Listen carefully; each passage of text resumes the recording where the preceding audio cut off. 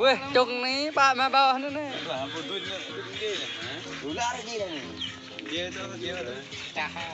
Betul gue. Lại bữa tôi mà chung lon. Nè. Khoai mà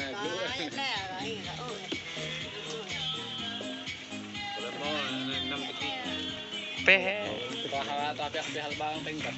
Có rập que mà là. quay cái À có lại quẻ. Phị cái lại nó tắc lẹ tao phị này. Ốc nè liên tạc nè.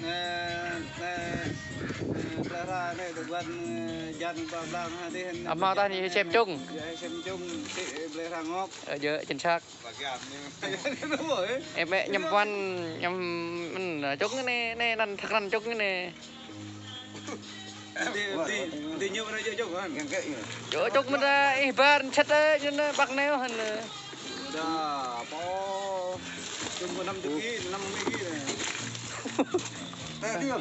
Nè chép như này. Nè chép như này. Ừ, dễ. Tớp cắt hả? Ai như bây giờ là pha gai rồi. Tô là bon, cái cắt cái tên lên 5 kg hay là cái 5 kg hả?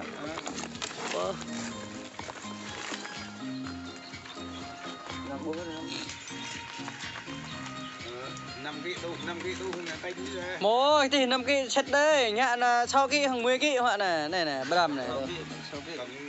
6 kg đi cho chân đi.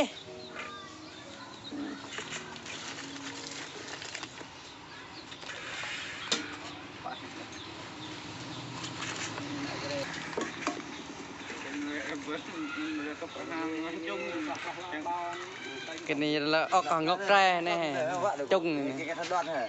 Ở đây là các bạn này. Đừng sao kia nữa. Lợi lớn này nè.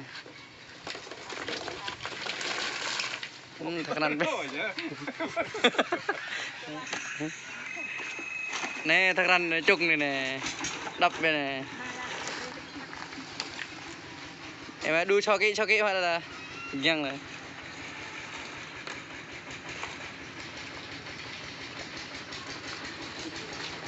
Ba này. Dạ.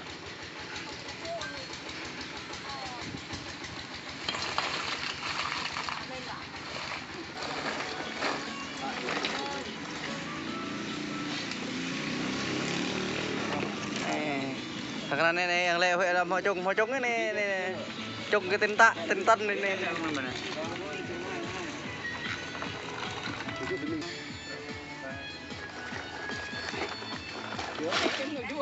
Cái việc lao cái có thể sau cái như này Lỡ đó.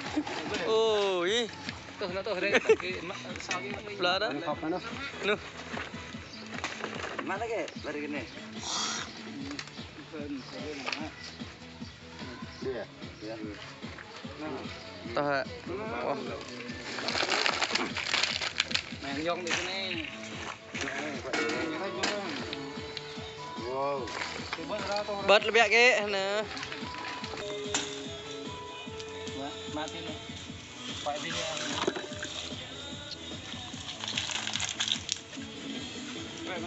Mana?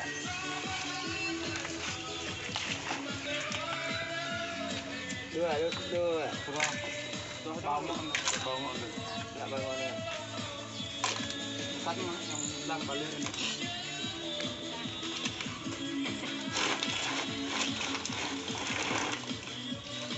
Có chẳng lại chờ tar, có lại chờ pháo táo. Đây là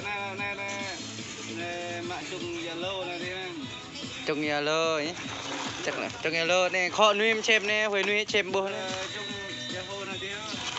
Chung Zalo mà đã này thòm này. Hàng này tên này là Có đặt hàng mau trời nuôi đặt, chẳng tên nhân lệ mới lại đặt hàng đấy.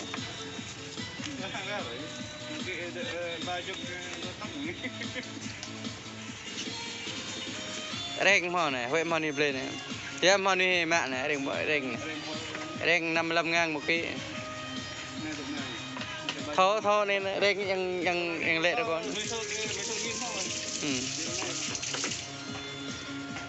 Đây hành có ngọc trai nhiều lắm.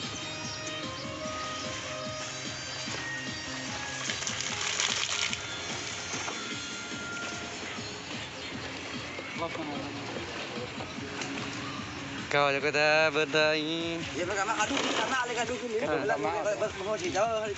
Macam bau si ben. Bau si bau si dah andak game. Ai thằng lê huệ lệ mày lắc lệ nó có mì để mẹ bạn này có tôi nôm thong lấy.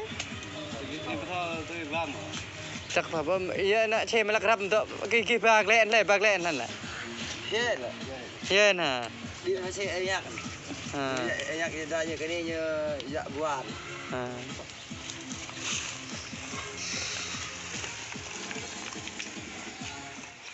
Này nghe tôi biết này. Sao cái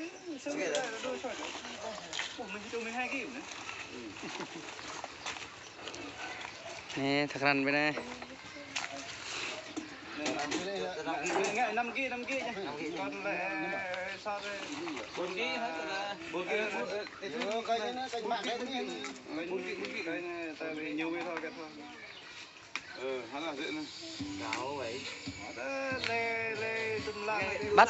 Bắt chưa được một ngày là có 3 cái bao, 4 cái bao luôn. Anh chị em nhìn xem nè, một thao luôn. Chia là một người là 15 kg, một người 15 kg.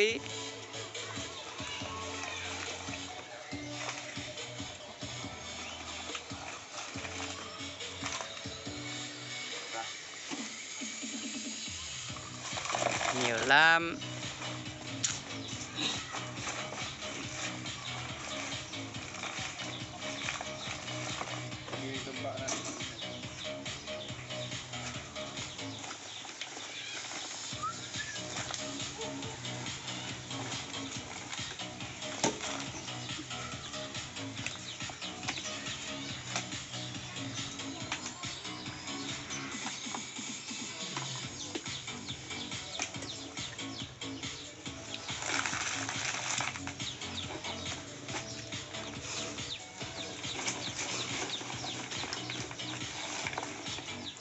Nó tới đi hôm lầm tăng cam. Còn Cân nữa tông.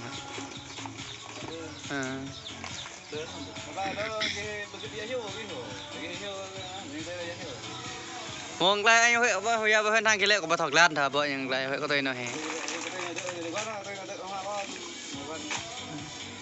Giờ lệ này lệ xe có răm bà là nhớt có nhà bạc vật trình lệ trình mạ bên còn điên cái này đang lưới ra hơn từng nếu có việc lại vật trình từng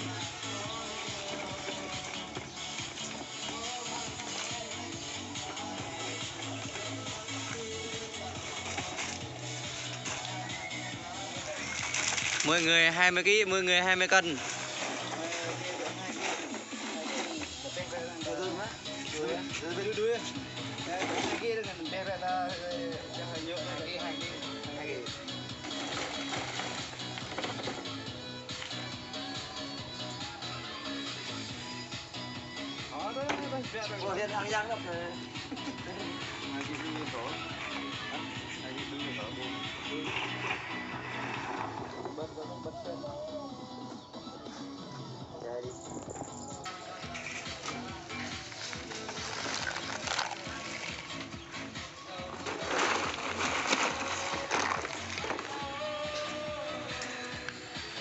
Quá rồi.